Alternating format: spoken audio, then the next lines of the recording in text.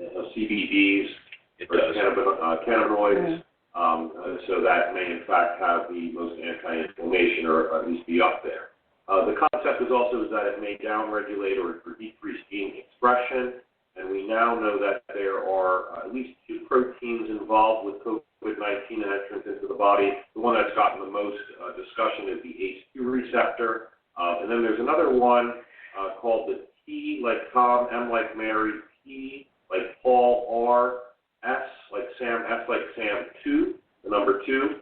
So TMPRSS2, and again, ACE2. We spoke, I think, probably back on the earliest logs about the ACE2 receptor and how it's thought that the virus basically connects to that, and that's how it gets sucked into the respiratory cells and renal cells, muscular cells, potentially cardiac cells, so that down-regulating these ACE2 receptors and TMPs may, in fact, reduce the severity of COVID-19 or even potentially the transmission. So this could be important. Okay, that's all you needed to hear. Yeah. Like I said, he's just a doctor. He's totally matter of fact and dry. And yeah, you can tell homie's probably never smelled weed in his life, but he's smart enough. Yeah. I appreciate the state, and I like that he's not super forward, not super. He's just being empirical, which I like very much. Yeah. And with the same terms of receptors, guys, for anyone, it always confused me when I was chemistry. It's if you look at a Sony thing, what they're looking at, and just think of it in terms kind of like a pothole, right, and a pothole fit thing. And as that thing rolls by, right, that little prong is looking for that receptor. But in terms of protein, it's a chemical reaction. The same way that ants communicate. Exactly. It's looking. It's like an A looking for a B or blue looking for a. It's literally like a peg going into a slot, but on a miniature scale. On a chemical process level. Again, electrons jumping, and they're pretty certain that just makes it go, oh, hell no, not here, man. It's just, you know what I mean? So that's 73% just from using cannabis, and that's straight up cannabis. You can't just use CBD, unfortunately. But you can use edibles. You can use a tincture. You don't have to smoke it. You just have to get it in you if you want to. Sativas are, as you said, pretty much tend to be higher in CBD than indica. Indica tends to be a little higher in THC than sativas. But believe me, there's some sativas that'll put you in the dirt, man. There's some pretty nice mellow indicas, too. I like a hybrid for that reason. I actually like to have sativa, hybrid, indica all along. And she said, if you can grind a little up, grind it up, put a little coconut or olive oil, butter. I mean, you can cook with butter, and you definitely get better because you want to decarboxylate it, and I know that's the thing that really does it. But as I say, when you eat it anyway, it turns into 11-hydroxy metabolite, which is like 10 times stronger than THC. Yeah. So especially if you go ahead and heat it and decarboxylate it, when you eat it, you get basically higher. If you know how to make ghee, just make some butter. Just drop it in your butter if you want to. Boil the butter up, skim off the top, and then you'll get it still. It'll be fine. That's how you do it. But it's so great that nature is giving us ways to protect ourselves. That's what I'm really, really excited about. You know what I mean? Like we can go out in the sun again. We can use cannabis to help, and we can stay, for social distance for a little while. But honestly, this stuff is, it's being used to control us. We all know that. Yeah, groceries are jacking up. I know people don't have a lot of land. Yeah. So if you do have any kind of herbal, do what we do. I had a bunch of potatoes starting to get sprouty, green. I'm not throwing those things out, man. I just dug a hole and chucked You them in. just started planting them, Her dad likes to leave our stuff on the windowsill in contrary belief to all intelligent, rational thought. So, our bread will mold super quick, and I'll just take my shirt off. I promised you guys, and I feel bad. Woo! This is my bikini top. It barely fits me. There you go. I get to fit it. Another reason to watch. But anyway. But yeah, if you get a little sprouty onion, same thing. Just chuck it in there. Root vegetables especially are fairly easy to grow, even in a little crap soil. So, yeah. Yeah, really, it's the truth. It is. Pardon me. I think you just distracted many of our viewers. I know, but it'll keep them watching. I don't mind giving you anime book, man. You ever see those cartoons? Those are based on my higher dimensional self, I think, actually. Yeah, I'm running around giving people, I think there's some giant, tall, blonde guy, too, creating all those blonde guys. I do. I think there's an ascended master doing this shit. I really do. There's some giant guy with white hair. And another thing, chucking real quick on health-wise, and again, as I say this, I was the biggest sugar addict you saw as a kid. Lemon Heads, Red Hot. Totally. Much preferred the sugary, chewy candies to chocolate. But yeah, that's that's one of the things that first started my penchant for addiction in general. And that is one of the most cancer-causing things out there. And that's what makes you fat, okay? I'm not going to say that fats and butters and stuff won't have their contribution, but that's not what makes you fat. Yeah. So here's the thing. You'll see that, like, oh, look at these nifty little low-fat cookies. How awesome. They're low-fat. Yeah, and you know what they did when they yanked the fat out? Put in more sugar. Yeah, and that's the thing. Like, gut inflammation is a huge deal. Like, okay, autism, all autism is, for the most part, is like your brain overdevelops when you're young. But how can your brain overdevelop? The problem with autism is that most people with autism have gut issues, like gut inflammation issues, like it makes you moody, allergies, all kinds of stuff. It makes you feel antisocial. Yeah, it actually creates most of the issues. Hi, Denny. Oh, it's a pleasure to see you. It actually creates most of the issues that autism is known for, all the behavioral problems, all that stuff.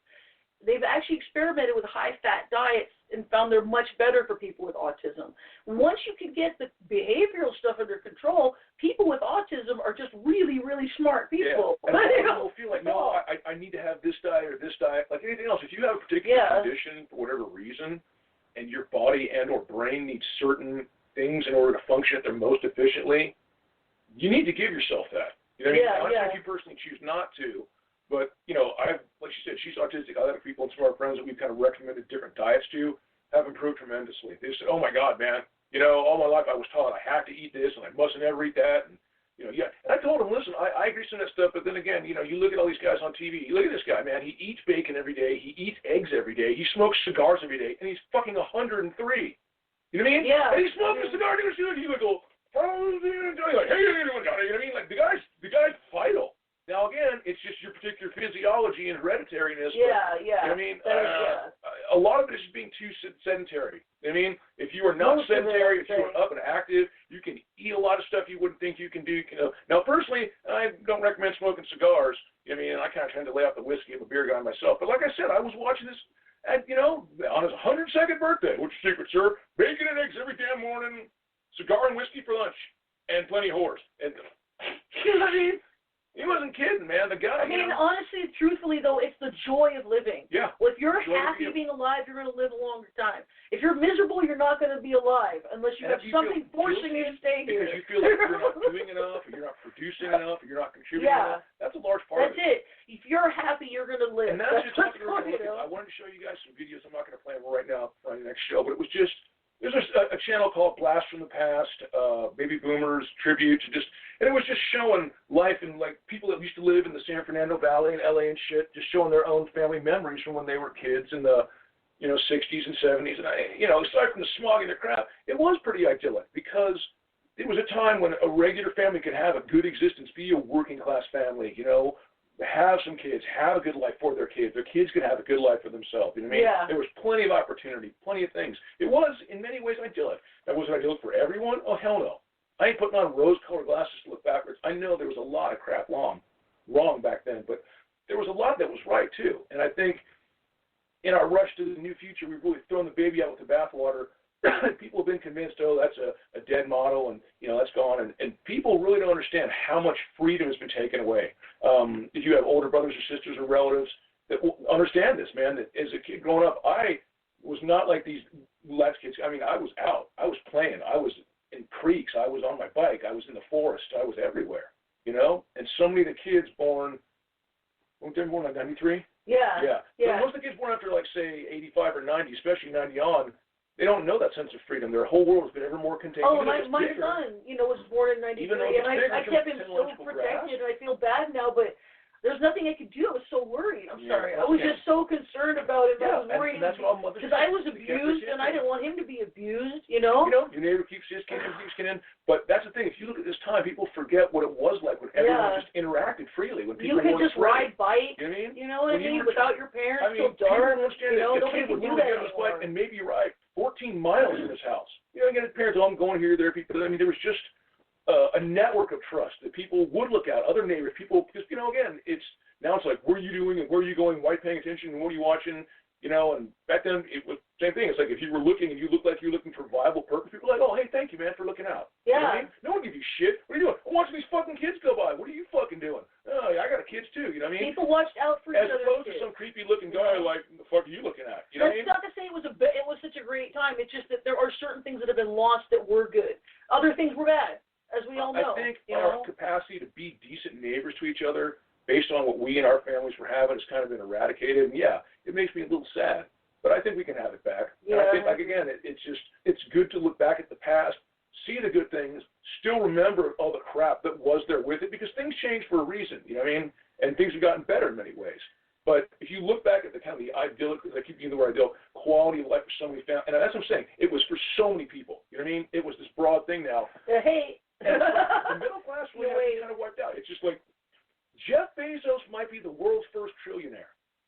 Yeah, okay? Is that fair? I had to save a picture on my phone because right above the article telling that Bezos might be the world's first trillionaire is, will there be a second round of stimulus checks? This guy's about to be a trillionaire, and people out there like you and me are desperate for $1,200. He could donate $1 billion, have so much money left over, and it wouldn't even bother him. It wouldn't even blink an eye, and yet he wouldn't even think of helping any one of us. And he doesn't pay taxes. All his money's in offshore accounts and set up in such a way as that he pays no taxes. He lives in this country, he benefits from this country, and he doesn't pay taxes to support it. That's not right, okay? If you live in a society, you should be supporting that society, or you're a greedy fucking asshole. I'm sorry. Dude, you are. I don't care if you pay .00001. That's fine by me, because that's still going to be a pretty good amount of your money. But yeah, I'm getting taxed at a pretty high rate. We're making $20,000 a year, 18, 17, 16, 15, depending on how my year goes. Last year I pulled about 16,000 down. You know what I mean? I ain't a Bezos, and I'm sure most of you aren't either. Now, if you are, more power to you, man. I'm not hating on you, but I'm just saying so many people are struggling right now. Yeah. Check to check, month to month, rent to rent, week to week, day to day, and they don't know whether it be 2-3 months. In the meantime, this insanely egregious amount of money. You know what I mean? It's literally like one of those cartoons where you walk in and the guy's on a pile of gold so fucking high, you got to use a telescope to see his ass. You know what I mean? Like, are you up there in clouds? How much is too much? How much is, you know what I mean? And when it's hoarded, when it's not being put into use, oh, hell no, man. Would they no, so if you give it taxes, would you? No. But here's the thing. I was raised differently in that I actually grew up around people who were very, truly philanthropic. I grew up in an amazing place called Grosvenor Park in Bethesda, Maryland. And Grosvenor Park was named after the Grosvenors, who are an incredibly philanthropic family. They are one of the most esteemed people I can ever speak of. They are on the board of National Geographic to this day. They have done so much for our country, my state, the world, not just with National Geographic, not just in their dedicated pursuit of science to benefit all humanity, not just in the terms of educating the poorest of poor kids in the most crappy places, but in genuine philanthropy in that what the hell good is my money if I can't share it? You know what I mean? I mean, they are truly old money. They truly understand the concept of noblesse oblige, the concepts of the obligation of ability. And the guy even told me one time, he said, look, I mean, I don't want to be that king in a castle with peasants banging on my door, pitchforks and torches. I don't want to go walking through the town square and see people dying of the Black Plague, you know? And I thought about it, like, oh, anyway. And then I thought, is it really that different between a machine gun and a pitchfork and a flashlight and a torch? Because the Black Plague is still fucking around today. There are people dying of it in Africa right now, you know? And when you have, I finally understood this mentality that my family's had money for beyond, you know what I mean, like castle money. So what? Do I want it to be this?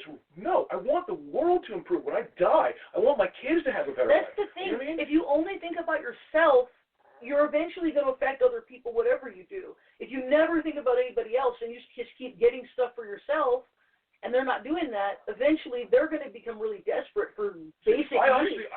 And then they're going to come after you, which is why they make laws and create religions and all kinds of stuff to keep you from attacking them. Money. You know what I mean? You know? They said, a billionaire, I knew a couple billionaires when I was a kid, and the guy himself said to me, let me impress on you, I'll never forget this, you know, I was maybe 10 years old, 8 years old. 1 million seconds is 33 days. No, I'm sorry, 1 million seconds is 11 days. Billion seconds is 33 years. The difference between, to most people, a million, fucking million, you know what I mean? But to a billionaire, a million's like this. It's I mean, true. It's true. It's like a dribble from a pool, comparatively. I mean, I get a teacup right now. I mean, it's so much money. It's so much money. And again, people are thinking in terms of the billion as it is. Don't forget, when you got $1 billion, you have a bank account, which means you have interest. And Which if you got continually